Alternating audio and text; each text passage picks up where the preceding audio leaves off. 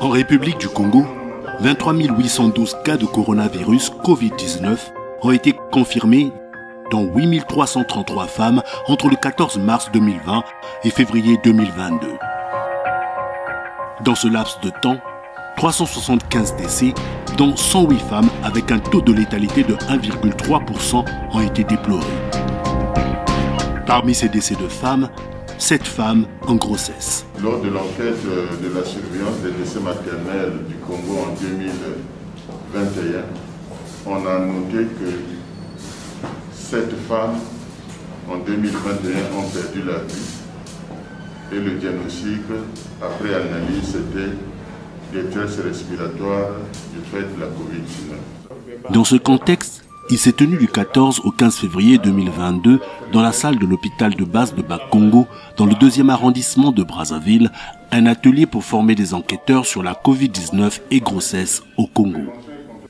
Cet atelier a eu lieu avec une trentaine de participants composés de sages-femmes et de gynécologues obstétriciens, avec les interventions du directeur général de la population, des experts de la santé et du docteur en charge de la santé maternelle et infantile de l'OMS.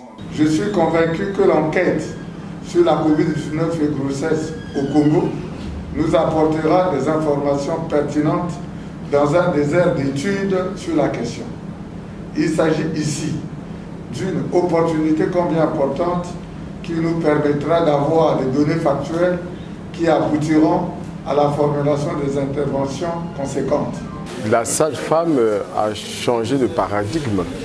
La sage-femme hier, qui était dans son contexte traditionnel de suivre la grossesse, de pratiquer l'accouchement, eh bien la sage-femme, à l'issue de cette formation, rentre dans la paraclinique. La paraclinique, ça veut dire que la sage-femme, dans la phase qu'on appelle la pré-analytique, la phase pré-analytique consiste à enrouler les gestantes ou les parturientes Covid ou suspect ou pas, et surtout à pratiquer le prélèvement. Cette formation, qui s'est déroulée en 2 étapes sur 2 jours, a eu en plénière des présentations et des discussions sur la Covid-19 dans un contexte de risque lié à l'état de grossesse. La 2e étape était des applications en cas pratique de prise en charge des femmes enceintes suspectées ou à dépister à la Covid-19.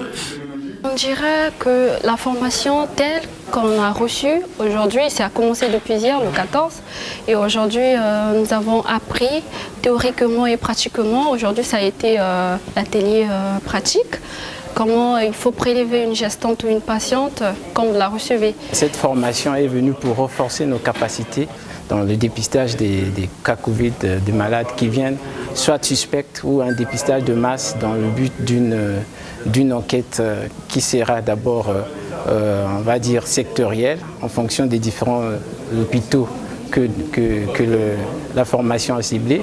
Après, ça sera étendu certainement sur tout l'étendue du pays.